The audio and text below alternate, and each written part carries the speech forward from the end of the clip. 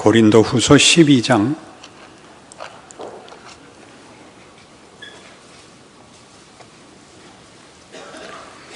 19절 말씀부터 13장 4절까지 신약성경 300페이지에 있습니다. 12장 19절입니다. 너희는 이때까지 우리가 자기 변명을 하는 줄로 생각하는구나. 우리는 그리스도 안에서 하나님 앞에 말하노라. 사랑하는 자들아, 이 모든 것은 너희의 덕을 세우기 위함이니라.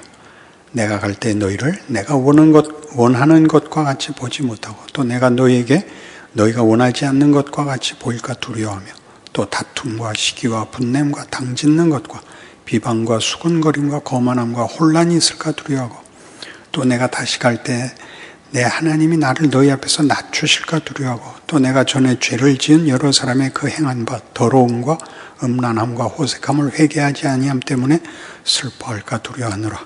내가 이제 세 번째 너희에게 가리니 두세 증인의 입으로 말마다 확정하리라. 내가 이미 말하였거니와 지금 떠나 있으나 두 번째 대면하였을 때와 같이 전에 죄 지은 자들과 그 남은 모든 사람에게 미리 말하노니 내가 다시 가면 용서하지 아니하리라.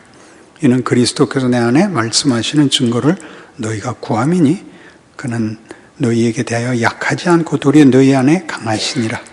그리스도께서 약하심으로 십자가에 못 박히셨으나 하나님의 능력으로 살아계시니 우리도 그 안에서 약하나 너희에게 대하여 하나님의 능력으로 그와 함께 살리라. 우리말 성경은 이제 그 원문에 충실하려고 번역을 하는 바람에 어떤 때 말뜻이 잘 전달이 안 되곤 합니다. 지금 이 고린도후서 11장과 12장에 걸쳐서 무슨 얘기 중이었냐면, 고린도 교회 교인들이 사도 바울의 하나님의 사도인 것을 이제 의심하고 심지어 부정적으로 말하고, 또 사도 바울과 다른 입장에 서 있는 사도 바울의 표현으로 얘기하면 거짓 교사들이 와서 교회를 혼란케 하는데, 그들은 참다운 그 일꾼도 아니고 그 내용에 있어서도 십자가의 길을 모르고 자기 자랑이 급급한 사람들인데 이상하게 그 사람들한테 홀리더라. 그럴 수 있냐 하면서 이제 11장과 12장에 내가 그 사람들보다 못한 게 없다. 내가 부득불 자랑할 텐데 내 약한 것을 자랑하겠다 하면서 매 맞은 거, 돌 맞은 거, 강도의 위험 당한 거, 여러 번 여행에서의 어려움, 파선하여 물속에 일주일을 있었던 것, 그리고 다메섹에서 광주리 타고 도망간 것, 그거 외에도 그 몸에 육체에 가시고 사단의 사자가 있다. 이걸 풀어달라고 주께 3번이나 간구했는데 주께서 내게 이르시기를 내 은혜가 네게 족하다. 이는 내 능력이 약한 데서 온전하여진다. 이런 말까지 이제 합니다. 그러니까 얼른 들으면 사도 바울이 내가 진짜다 하는 것을 말하는 것 같아서, 내가 이렇게 많이 고생하고 이렇게 큰 기도의 응답도 받았고 3000층에도 올라갔다 왔고 모든 것을 가진 자인데 어떻게 나만 못한 자들에게 넘어가 있고 나를 홀대하느냐라고 화를 내는 것 같아 보입니다. 그러나 전혀 그렇지 않은 것이 오늘 본문에 있는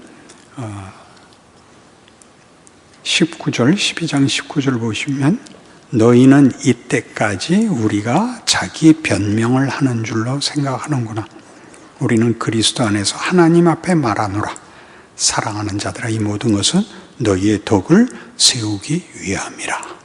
하나님 앞에서의 변명이 아니고 하나님이 원하시는 어떤 증언, 하나님이 원하시는 어떤 증언, 내용, 진심, 그다음에 무슨 헌신, 이런 말들로 대체할 수 없는 하나님의 종들이 해야 되는 그 역할, 그 중요한 증언을 합니다. 이 뜻을 이해하기 위해서 이제 성경에 있는 가장 위대했던 인물들을 보시면 이 말이 무슨 말인지 알게 됩니다. 모세를 생각해 보십시오. 모세는 온유한 사람으로 성경에 기록되어 있고 온 지면에 있는 사람들 중에 가장 온유했다고 합니다. 온유하다는 게 뭐냐면 이스라엘 백성들의 원망을 잘 먹었죠. 원망을 잘 감수하고 종노릇을 광야 40년 그 방랑 생활을 합니다. 마지막에는 그 무리바 사건에서 화를 다 냈죠. 그래갖고 하나님께서 너 백성들 앞에 내 거룩함을 나타내지 않았다. 그가 분명히 이제 아주 분이 나서 못할 행동과 못할 말을 했던 것 같습니다. 그래서 반석을 쳤죠. 우리 성질 부릴 때 그러잖아요. 성질 부릴 때 뭐 이제 하다못해 손바닥으로 벽이라도 때리잖아요. 그러니까 넌 백성 앞에서 내 거룩함을 나타내지 못했다. 너 같이 죽어라 이렇게 됐죠. 너도 가나안에 못 들어온다. 시편 90편 제가 설명을 했죠. 그가 그 말이 무슨 말인지 알아들었다고. 너는 이 백성을 위하여 세워진 내 종이었다. 그들이 못 들어가면 너도 같이 죽어라. 벌이 아닙니다. 모세가 무슨 말인지 알아들었다고요. 하나님 맞습니다. 그게 제 자리고 제 이름이고 저한테는 명예입니다. 그러죠. 요즘은 그런 일들이 사라졌지만 이제 배가 귀했던 19세기 말 20세기 초에는 그 배가 가라앉으면 선원들을 다 탈출시키고 선장은 같이 죽는 게 명예였습니다. 요즘은 다 살고 봐야죠. 왜냐하면 이제 뭐 배 짓고 그런 것들이 훨씬 값이 덜 나가고 사람 목숨이 더 중요하다가 됐지만 그 시대에 막 이제 문명화되고 그러는 때는 그런 기계나 그런 선박이나 그런 것들이 너무 커서 책임자가 같이 죽는 게 명예였고 자랑이었습니다. 모세는 그렇게 자기 인생을 이해합니다. 자기 인생이 그는 미디안 광야에서 40년을 속 썩으면서 살 때 이제 희망이 없다고 생각해서 자기 아들 이름이 게르솜, 이방 나그네이고 할례도 행하지 않았습니다. 그랬던 그 40년이 자기를 훈련시켰고 그리고 하나님의 종으로 40년 이스라엘 백성들을 출애굽시켜서 광야 생활 방랑할 때 그 모든 일들을 보면서 하나님이 이 사람들을 위해서 나를 세운 하나님의 진심과 어떤 마음을 이해한 것으로 보입니다. 그것은 요셉에게서 드러납니다. 요셉은 그 억울하게 옥살이를 하고 나중에 총리가 됐는데 아무 복수도 하지 않습니다. 왜요? 그 과정을 통하여 하나님이 요셉을 온 세계를 구하는 일에 하나님의 손길로 썼다는 게 너무 영광스러워서 억울했던 옛날 일일랑 보복할 이유가 없다고 항복하게 되는 것입니다. 바울의 얘기는 그런 것들입니다. 베드로에만 해도 그렇지 않나요?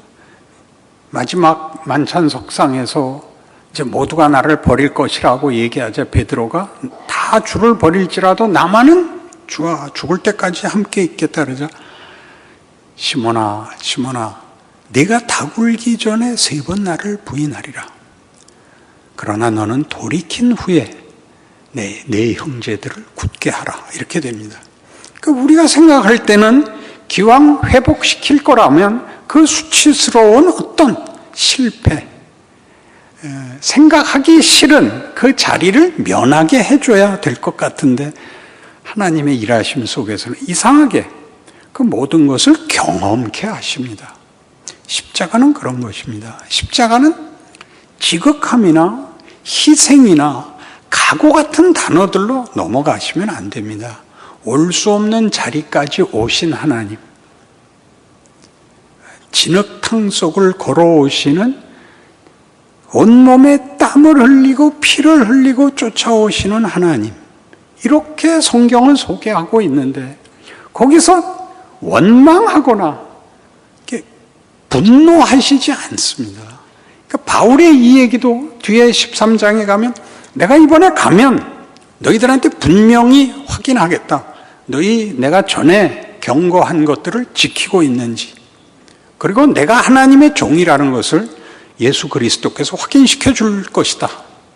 예수님이 십자가를 졌지만 약해서 진 것이 아니다. 그는 부활로 그가 어떻게 생명과 모든 존재의 영광된 주인인지 나타내신 것처럼 이번에 가면 내가 여태껏 한 일들이 그리스도 예수 안에서 요구됐던 길이라는 것을 너희에게 나타내실 줄로 믿는다. 이런 것들은 다 그들을 위해서입니다. 바울은 자기의 자존심이나 자기의 고난에 대한 보상이나 위로나 이해를 요구하지 않습니다. 예수님이 골고다로 올라가실 때 가시관 쓰시고 홍포를 입고 올라가실 때 여인들이 뒤쫓아오며 웁니다. 주께서 이렇게 말씀하시죠. 여인들아, 나를 위하여 울지 말고 너희와 너희 자손들을 위하여 울어라. 기억해야 되는 겁니다. 이 오늘 성경 본문이 하고 싶은 얘기가 뭐냐 하면, 우리는 우리의 존재를 누구에게 보상받고 누구에게 확인하고 하는 일로 쓸 거 없고, 그들의 복을 위하여 우리가 보면 이해가 안 되는, 우리가 잘하고 있으나 손해보는, 우리가 그러지 않은 것을 뒤집어 쓰는 자리에 서 있지만 너를 괴롭히고 너로 안타깝게 만든 그 사람이 말하자면 십자가를 지신 일의 목적자이다. 하나님이 우리를 그 앞에 세워서, 그들은 세상이 하는 일밖에는 못하지만 세상이 하는 일은 뭡니까?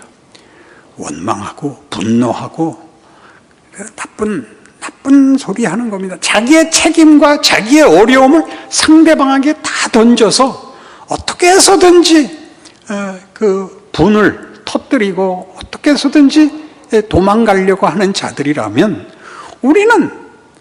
우리가 예수를 믿는다는 그 믿음의 본질이, 우리가 서 있는 자리가 십자가의 영광된 길이라는 것을 이해하는, 순종하는, 억지로라도 해야 되는 책임 아래에 있다는 것을 알아야 된다고 가르치는 것입니다.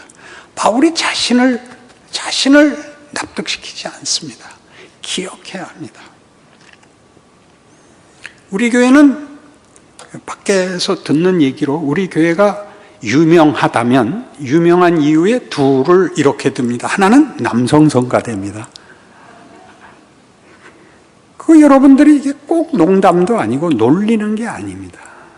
여러분이 수요일 저녁에 이렇게 나와 앉은 것보다 더 격려가 되는 것은 없습니다. 그렇지 않습니까? 무슨 보상이 있습니까? 무슨 음악성이 있기라 합니까? 뭐가 있습니까? 그래, 이렇게 아무나 못 앉는 겁니다. 생각해 보십시오. 여러분은 속으로 이제 저절로 저렇게 하면서 앉아있긴 앉아있고, 무슨 꼴의 와이셔츠야, 이런 생각이 들어요. 그게 죄입니다. 귀하게 여길 줄을 모르는 겁니다. 어느 한 사람이 예수를 믿는다고 고백하고 예수를 찬양하고 예수의 이름으로 기도하는 행위는 너무나 놀라운 것입니다.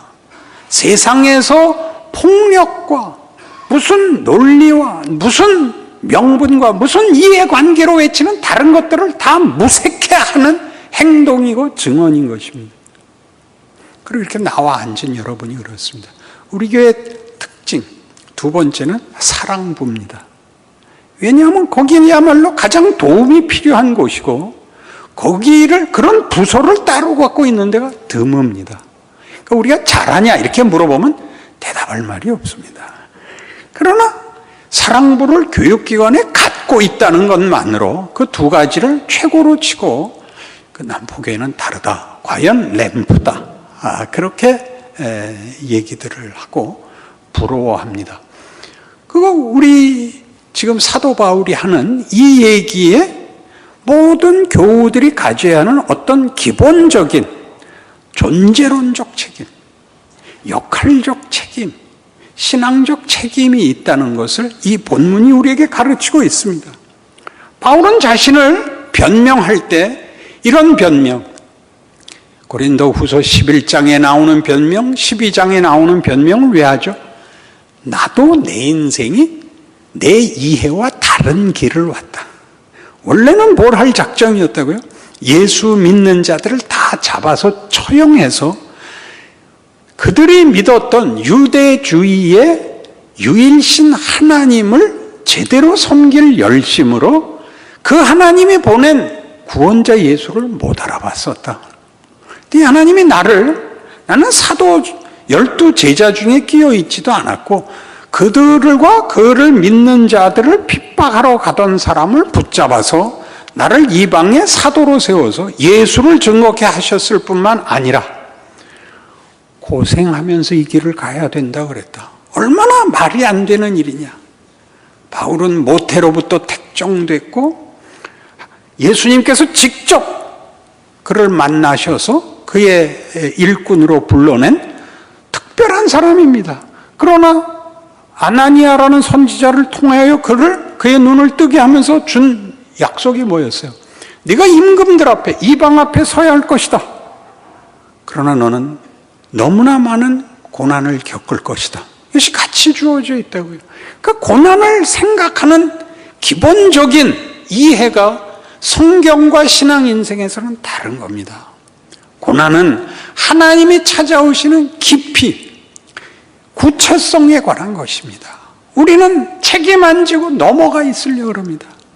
늘 하는 얘기대로 해설하지 마시고 들어오십시오. 들어와서 직접 플레이를 하십시오. 여러분의 인생을 여러분이 신자로서 사십시오. 명분에 묶이지 말고 남을한테 비난하는 것으로 때우지 마십시오. 이것은 무슨 강요도 아니고 무슨 비난도 아닙니다. 바울이 그러는 것 같이 너희 자신의 생애가 얼마나 귀한 것인지 알고 살아라. 그 복을 누려라.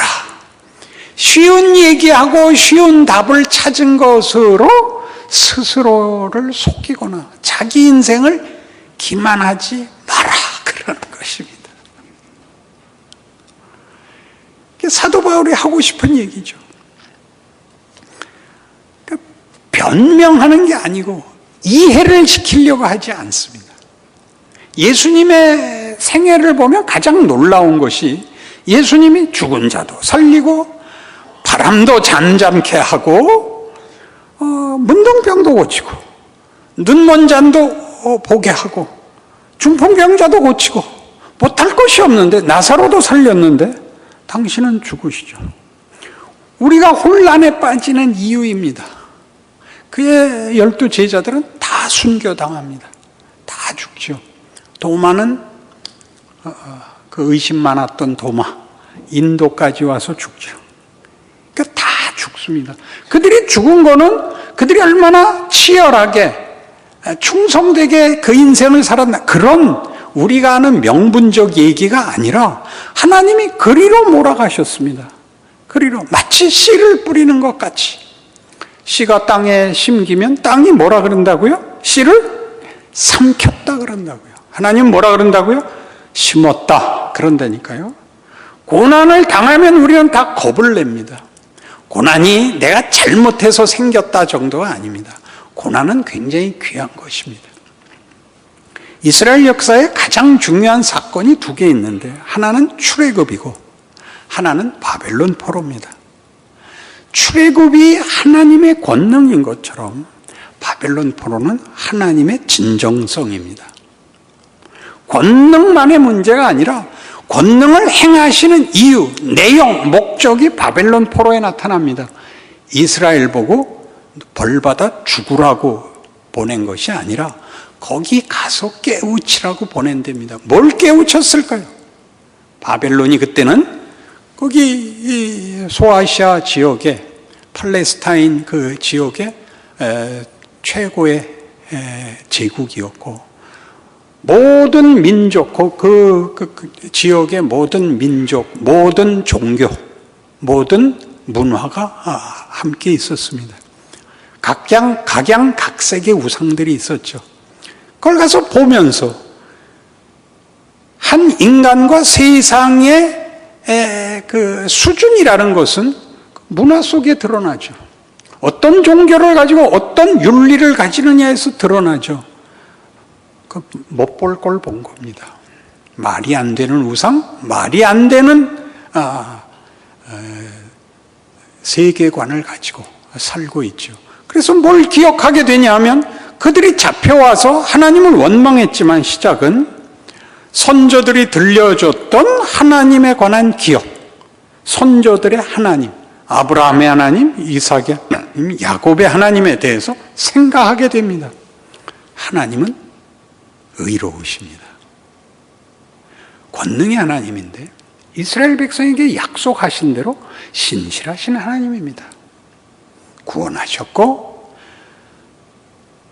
수도 없이 참으셨고 약속을 이행하셨고 그들의 실패에도 불구하고 그 약속을 이루었지만 그들은 끝내 마지막 열매를 맺지 못합니다. 그래서 신명기에 약속한 대로 심었던 땅에서 다 쫓아내서 이방 땅에 그들을 포로로 넘깁니다. 뭐 하라고요? 가서 보라고. 하나님 없는 세상이 어떤가 가서 보라고. 거기서 배우죠. 그래서 대부분의 성경은 그때 쓰여졌을 거라고 추측을 합니다. 선조들에게 들었던 구전됐던 이스라엘의 역사들이, 그 외웠던 역사들이 바벨론이라는 하나님 없는 땅에 가서 인간들이 만든 가치와 그 내용을 보고 이제 하나님이 어떤 분인지에 대하여 깊이 깨닫게 됩니다.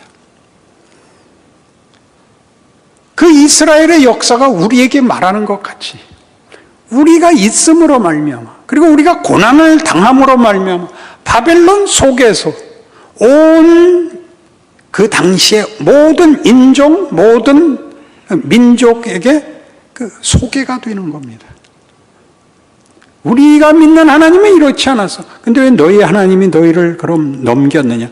우리가 잘못해서 하나님의 경고대로 이 꼴을 당했노라 까지 오게 되죠.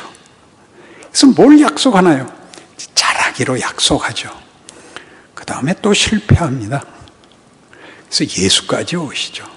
하나님이 그의 약속을 지키기 위하여 처음에 하나님의 형상대로 짓고 축복하신 인류를 창조의 목적을 이루시기 위하여 하나님은 자기의 모든 능력을 다 동원하고 계시다.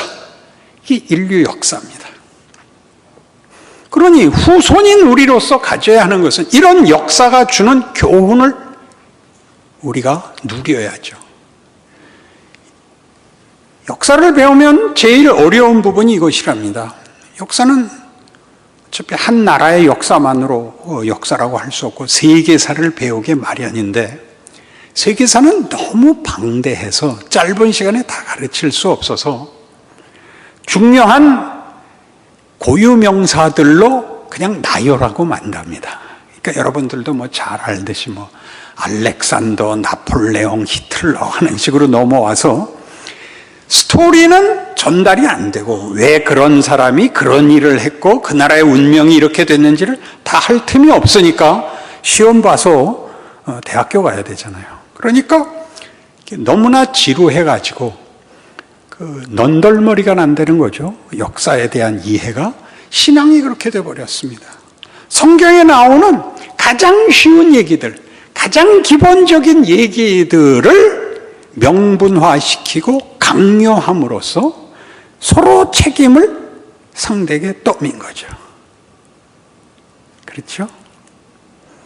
우리 인생에서 되풀이되는 성경 역사 속에 얼마든지 나오는 하나님의 찾아오심, 우리의 항복, 배신,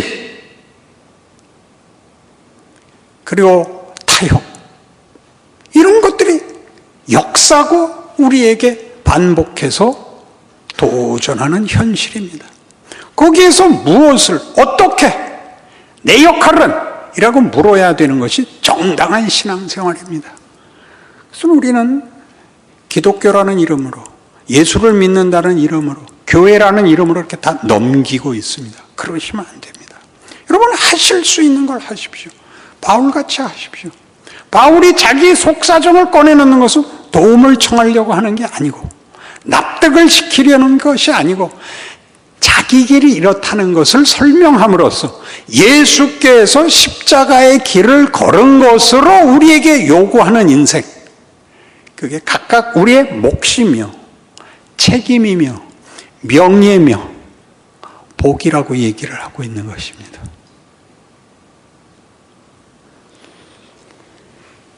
별로 납득한 얼굴이 아닙니다. 마태복음 11장에 가시면 우리의 결론을 여기서 찾아봅시다.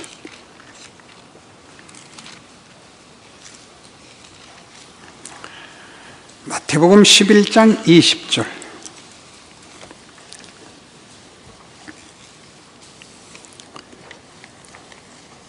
예수께서 권능을 가장 많이 행하신 고을들이 회개하지 아니하므로 그때 책망하시되 화 있을진저 고라시나 화 있을진저 벳세다야, 이건 다 고을 이름입니다. 너에게 행한 모든 권능을 두로와 시돈에서 행하였더라면 그들이 벌써 베옷을 입고 재에 앉아 회개하였으리라. 내가 너에게 이르노니 심판날에 두로와 시돈이 너희보다 견디기 쉬우리라. 가버나움아, 네가 하늘에까지 높아지겠느냐? 음부에까지 낮아지리라. 네게 행한 모든 권능을 소돔에서 행하였더라면 그 성이 오늘까지 있었으리라. 내가 너희에게 이르노니 심판날에 소돔 땅이 너보다 견디기 쉬우리라 하시니라.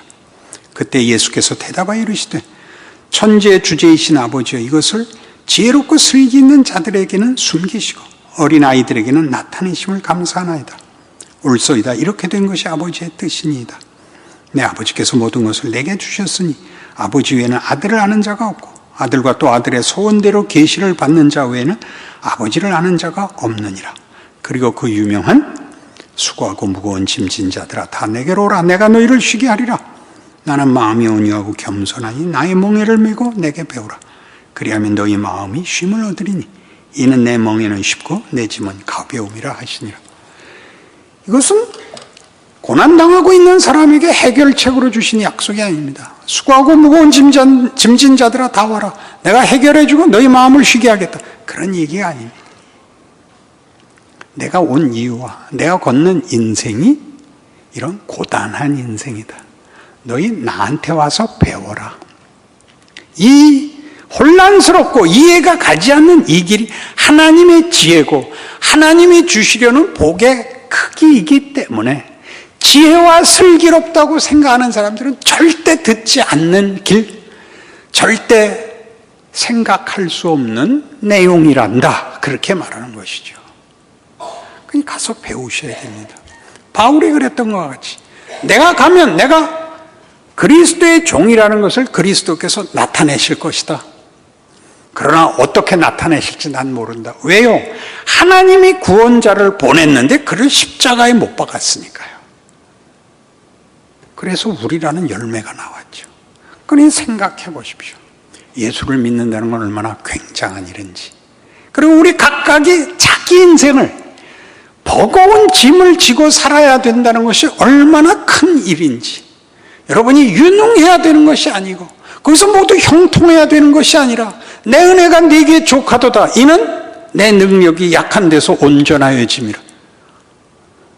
여러분, 쉬운 길을 걸으면 바보가 됩니다. 여러분의 인생이 낭비되고 소모될 뿐입니다. 인간이란 모름지기 이런 고급한 가치를 가져야 되는데 인류가 만든 인문학에서는 질문밖에 만들어내지 못했습니다. 인간이 뭐냐? 어디서 와서 어디로 가냐? 왜 인생은 이렇게 모순과 분노밖에 만들 게 없냐? 거기까지는 왔지만 답은 찾지 못했습니다. 답은 예수 안에만 있습니다. 우리가 그 답을 가진 자인데 우리 보고 해설하라 그러지 않고 예수님이 십자가를 지신 것 같이 우리 보고 자기 인생을 견디랍니다. 그거 하셔야 됩니다. 예수를 믿는 것은 굉장한 은혜입니다. 기적입니다. 기회입니다. 명예입니다. 우리만이 제대로 된 인생을 살 수 있고 결국에 가서 만족과 자랑과 그리고 감사가 있을 것입니다. 그 길 놓치지 않는 하루하루가 되시기를 바랍니다. 기도하십시다. 하나님 아버지, 세상 사람들은 우리가 왜 예수를 믿는지 모릅니다. 우리는 우리가 예수를 믿는 이유를 설명하거나 보상으로 확인할 수 없습니다. 우리는 충성되고 순종하는 길밖에 없습니다. 나를 부르신 하나님이 우리의 인생 속에 하나님의 영광과 능력을 담는다는 것만 압니다. 그것이 우리의 기쁨이고 항복이 되는 복도 허락하사 우리로 찬송하며 이 길을 걷게 하여 주시옵소서. 예수님 이름으로 기도합니다. 아멘.